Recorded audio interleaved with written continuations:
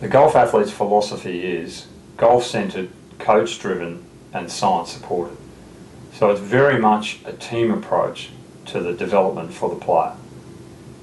We believe that before you march down the process of intervening physically, that you have to check what the concept is that the player has about either the physical movements he's trying to make or the technical development he's trying to undergo while he's on the range. What does he actually feel he needs to be doing?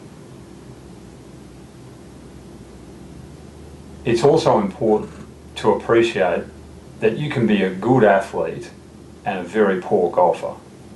You can also be a relatively poor athlete and quite a good golfer. But we genuinely believe that if you can maximise your physical ability, the chances are you could be a great golfer. There has been a proliferation of athletic development advice, and we'd rather that you termed it athletic development rather than golf fitness. As golf fitness really undersells to some extent the number of, if you like, subcategories that are there under athletic development. I won't go into that in this video, but it's important that we understand and we impress upon the golfers that we're working with that it is about their total athletic development. It's also important that if you're looking to improve long term, that you keep embodying that team approach. And the team approach in this case means that the individuals that you're dealing with, whether you're a coach looking for a health professional or a health professional looking for a coach, that spending 2 or even 4 days at courses which in actual fact are helping to improve your golf understanding does not allow you the same, if you like, ability to assess a golfer with the insight that years and years and years of education will provide in practitioners who you need to be working with. It's almost like you'll have more tools in your toolkit. So what we want you to think about is that when you're looking for that physical intervention, look for people who are educated, not just trained. I can give anyone 8, 10, 12 or 20 tests, but their ability to apply them and get the types of results that you require may be a problem if you don't have a sound foundation and education behind you. Embodied in that concept is the idea that if you have one test and you feel that it's positive, it doesn't necessarily mean that it will be positive if I apply it. And one test doesn't necessarily mean, yes, I have a specific technical fault.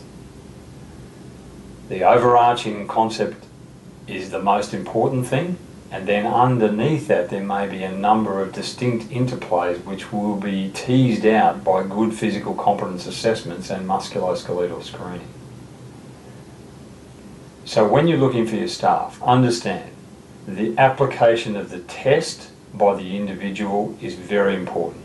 The better the educated, the more likelihood they will get a positive test, and it really is a positive test. So what we would tend to call the sensitivity of the testing protocol. The second thing is the interpretive ability to pick positive and negative tests by the application of a certain physical assessment. It's also very important that you have a strong understanding of the functional anatomy and structures that underpin a specific tissue, joint, muscle when you are doing physical assessments. Another issue is that it's the number of tests that are required. In some areas, the sensitivity and specificity of some of our musculoskeletal tests are relatively poor. They improve by the application of more than one test. Knowing more than one test for a specific physical issue that may then underpin a technical issue becomes very important. Thus, if you can apply more than one test, you increase your likelihood that you are getting a positive or a negative finding. So in summary, you need to look at how much experience the practitioners that you are dealing with have when it comes to the application of any physical assessment process. That sensitivity and specificity of the testing is important. Will it be better when it's on the range versus in the clinic? Well, yes, it will be if it's in the clinic, because we can stabilise structures more specifically. Ultimately, you need to find educated staff. If you have educated staff, then you know that the physical findings you are getting are probably real, and therefore if you are trying to find a causative factor to a technical plateau or a technical inability, then you're more likely to have found a causative factor. So the physical can definitely be limiting the technical. The major issue that the golf athlete would like to get across is the fact that we need to be working closely in that team approach.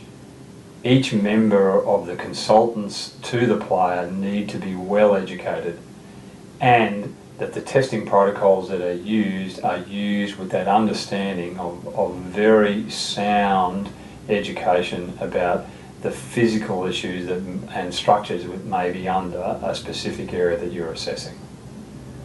I hope that sort of helped to clarify a few key issues for a lot of you. Go out there and apply your tests. Make sure you deal with some people who in actual fact have more knowledge than you do, and hopefully your application of your tests can therefore improve, and so will your sensitivity and specificity.